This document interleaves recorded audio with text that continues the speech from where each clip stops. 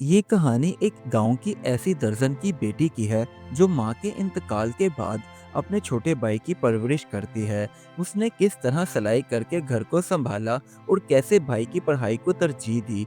वक्त के साथ साथ भाई एक बड़े ओहदे पर जा पहुंचा और बहन की कुर्बानी सबके सामने आ गई।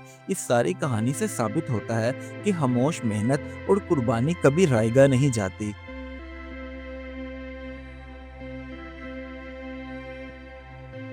एक छोटा सा गांव था जहां जिंदगी सादा थी मगर आजमाइशें सख्त। उसी गांव में एक दर्जन का घर था जहां खुशियां कम और मेहनत बहुत ही ज्यादा थी।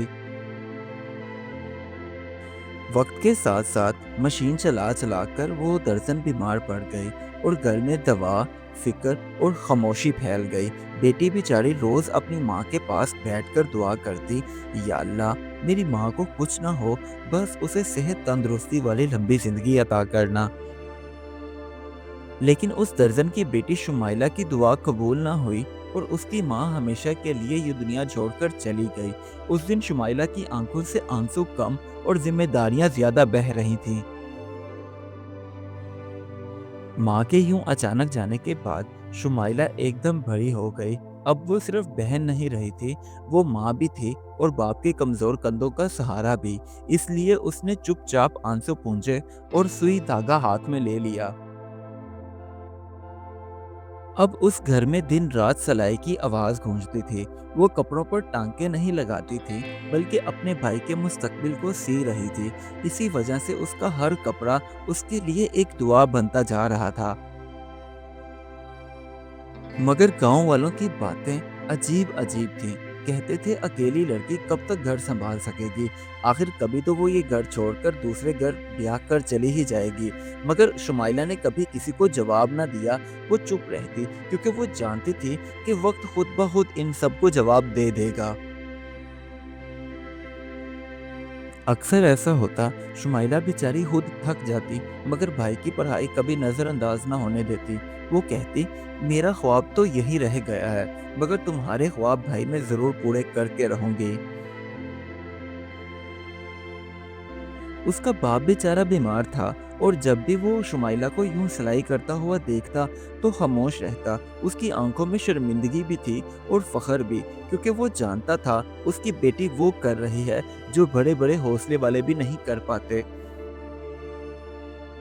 कई कई रातें शुमाइला की जिंदगी में ऐसी भी आईं जब आंखें बंद हो जाती थी मगर हाथ चलते ही रहते थे, क्योंकि उसने हार मानना नहीं सीखा था, बस मेहनत ही मेहनत करना सीखा था अपने वालदैन से।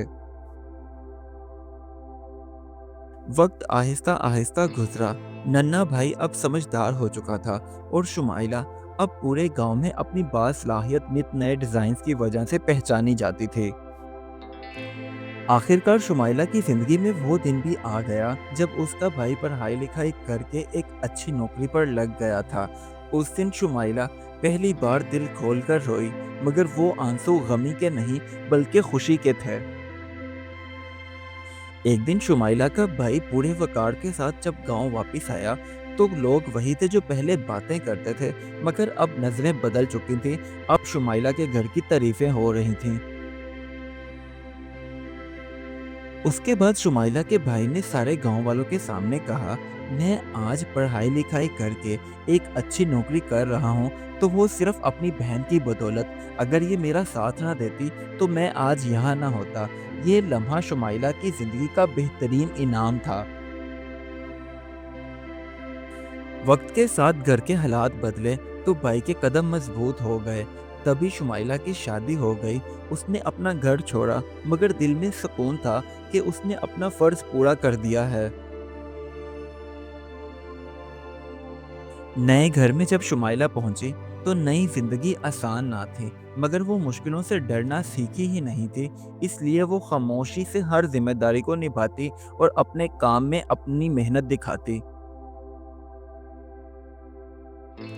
शुमाइला के बाप की आंखों से आंसू बह निकले।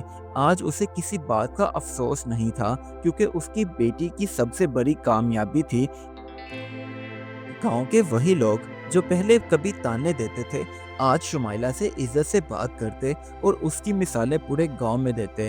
آخر وقت نے ثابت کر ہی دیا کہ خاموش محنت کبھی ضائع نہیں جاتی۔ درزن کی بیٹی شمائلہ نے نہ شور مچایا نہ شکوہ کیا، بس چپ چاپ اپنا فرض نبھایا اور قسمت نے خود اس کے قدم چوم لیے۔ اس کہانی سے ہمیں یہ سبق ملتا ہے کہ اصل عظمت شور، دولت یا دکھاوے میں نہیں، بلکہ قربانی، محنت اور خاموش جدوجہد میں ہوتی ہے، کیونکہ جو لوگ مشکل وقت میں ذمہ داری قبول کر لیتے ہیں اور بغیر شکوہ کیے اپنے فرض نبھاتے ہیں، وقت ایک دن خود بخود ان کی سچائی سب کے سامنے لے آتا ہے۔ Do like my videos and don't forget to subscribe my YouTube channel. Also press the bell icon.